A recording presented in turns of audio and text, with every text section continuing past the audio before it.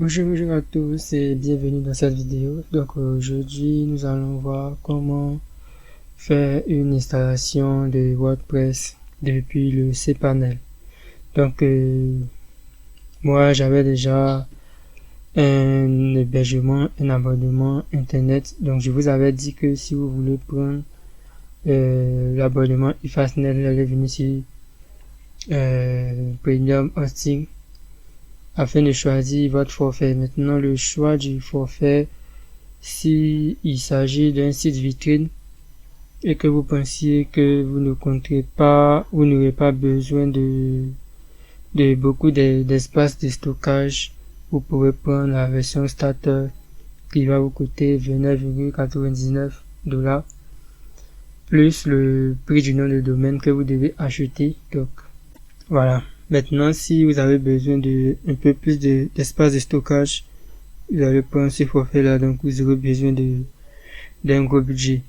Donc moi je vais d'abord me connecter vu que j'ai déjà un compte. Voilà. Bon, j'avais déjà enregistré mes identifiants, donc je vais cocher je ne suis pas un robot. Ensuite je clique sur login.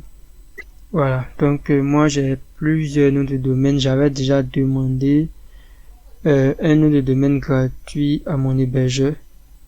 Donc c'est que nous allons faire, je vais choisir l'un des j'avais déjà un nom de domaine. Bon, on va prendre ce nom de domaine là, il est encore actif. Ok, donc lui il est encore actif, donc je copie. Bon, en fait pour demander un nom de domaine gratuit, ça dépend de votre forfait. Ça dépend de votre forfait. C'est le forfait qui vous permet. Donc moi je vais aller maintenant dans service. Et pour demander un nom de domaine gratuit, vous devez contacter le support technique. Vous ouvrez un ticket et vous demandez un nom de domaine gratuit. Ils vont vous répondre. Et une fois que le domaine sera actif, vous allez venir sur votre forfait d'hébergement. Vous allez cliquer sur le bouton actif. Vous allez vous connecter à votre cPanel. Et puis, on va enregistrer ce domaine gratuit au cPanel. Donc, pour cela, je viens dans le domaine. Je crée, voilà, vous voyez que je n'ai que 2 domaines. Donc je vais cliquer pour créer un domaine.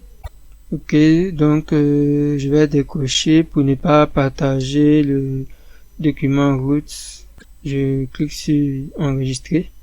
Donc on a notre domaine gratuit qui a été enregistré qui s'appelle oic-local.nt.nf. Voilà, donc là je vais patienter. Voilà. Maintenant que nous avons ce domaine là qui est enregistré, on va aller au niveau de WordPress. Bon, ça sera le raccourci rapidement. On va cliquer sur blog WordPress. Voilà. Ok, donc je vais cliquer sur Install Now et je vais sélectionner local oic-local.int. Bon, on va sélectionner HTTP sans la sécurité. Donc là, bon, je vais laisser le nom du site par défaut. On va laisser le mot de passe par défaut, passe. Et on va laisser, non, on va mettre un mot de passe admin. Comme ça sera pas très compliqué à retenir. Et par défaut, on a la possibilité d'installer des extensions. Bon, moi, je ne voudrais pas que l'extension, j'aimerais pouvoir installer les extensions à moi-même. Donc, je vais tout décocher. Bon, ici, j'ai mis un mot de passe facile pour la vidéo. Lorsque je vais couper la vidéo, je vais changer le mot de passe. Donc, ça ne sert à rien de mémoriser ce mot de passe là. Donc, j'ai cliqué sur install. Quand je scrolle, vous voyez que il est en train d'installer.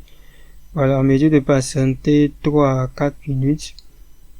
Voilà, de patienter jusqu'à ce que ça atteigne 100%. Bon, là, 4 minutes n'est pas encore arrivé et c'est déjà atteint. Quand je clique, vous voyez que on a le site qui est là. Et quand je clique directement sur OIC local au niveau de wp-admin, Et vous voyez qu'il s'est connecté automatiquement. Pourquoi est-ce qu'il s'est connecté automatiquement? C'est parce que je suis au niveau du cPanel. Donc ce lien qui est là, c'est un lien qui permet de me connecter directement. Voilà, donc c'est un lien rapide. Donc là nous sommes connectés. Donc je pense qu'on va s'arrêter là pour cette vidéo. Dans la prochaine vidéo, nous allons parcourir le dashboard de WordPress.